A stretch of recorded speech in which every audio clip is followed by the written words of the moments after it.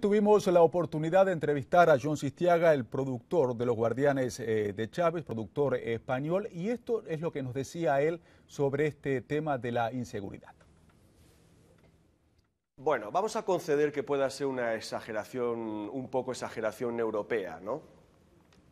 Lo que está claro es que la inseguridad en Caracas ha crecido exponencialmente, que en muchas estadísticas Caracas aparece como una de las ciudades más peligrosas del mundo, junto con Ciudad Juárez, Johannesburgo y otro tipo de ciudades como Mogadiscio y otros lugares que están en guerra, ¿no?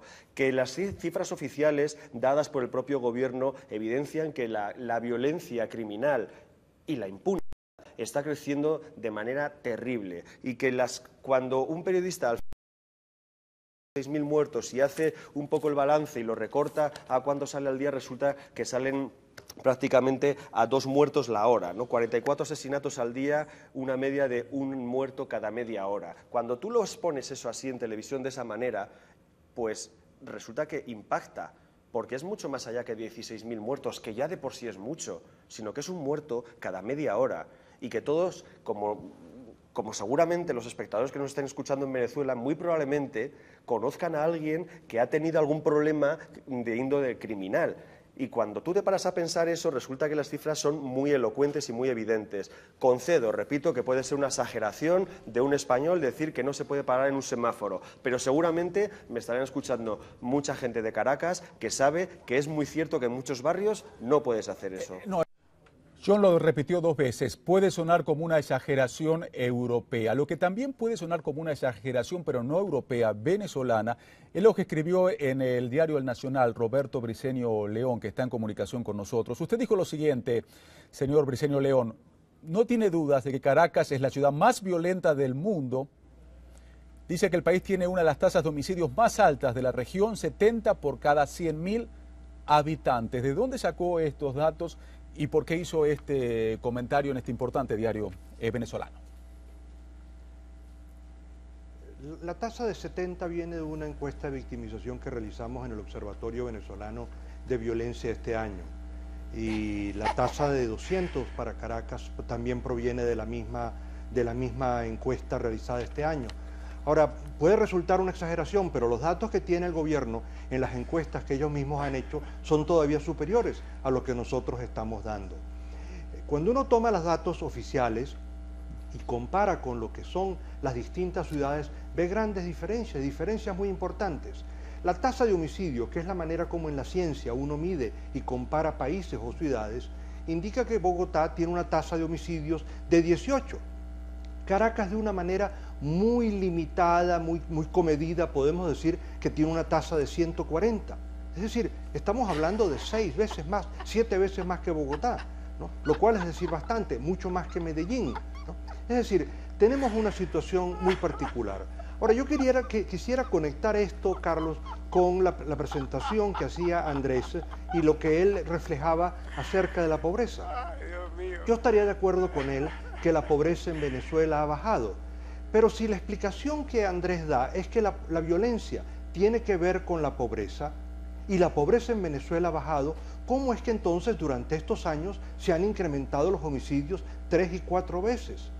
Yo pudiera estar de acuerdo inclusive con Andrés y decirle, en Venezuela se ha invertido mucho más contra la pobreza que en Colombia, se ha invertido mucho más contra la pobreza que en México o que en Brasil.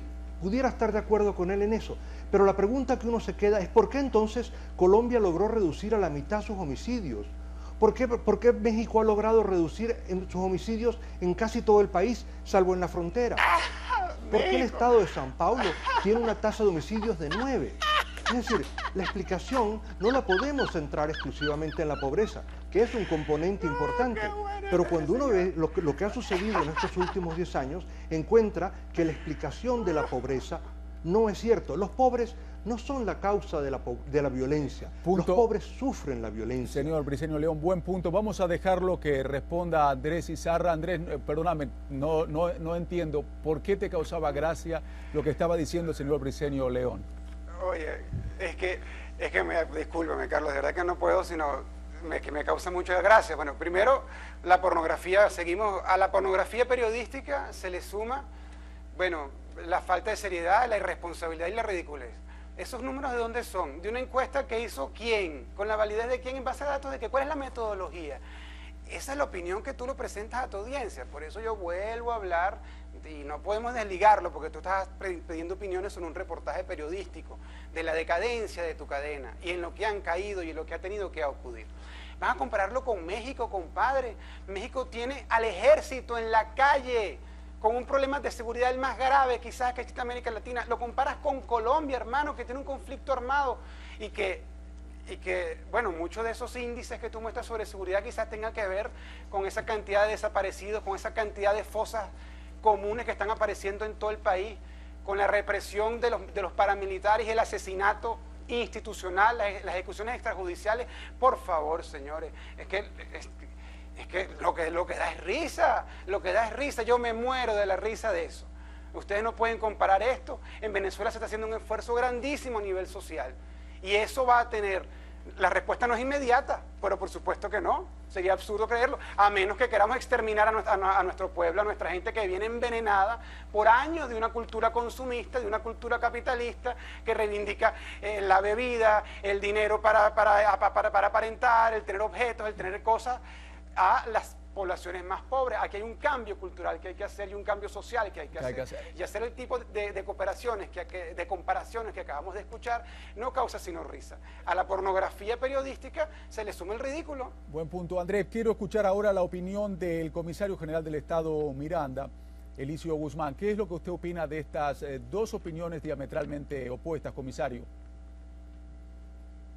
Bueno, yo siento una enorme preocupación. Yo creo que si le preguntamos a las madres de todos esos venezolanos asesinados en la calle, a ellas no les debe causar hilaridad de ninguna manera. Lo importante aquí, y un tema que se tocó antes, tiene que ver con la impunidad. Creo que el sistema no ha logrado de una manera eficaz eliminar la impunidad, que es quizás uno de los peores inconvenientes que tenemos. El individuo, una vez capturado, una vez sometido a la presión de la justicia penal ordinaria, vuelve a la calle, vuelve a cometer los mismos exabruptos y esta vez viene como envalentonado. Eso es una preocupación que tengo.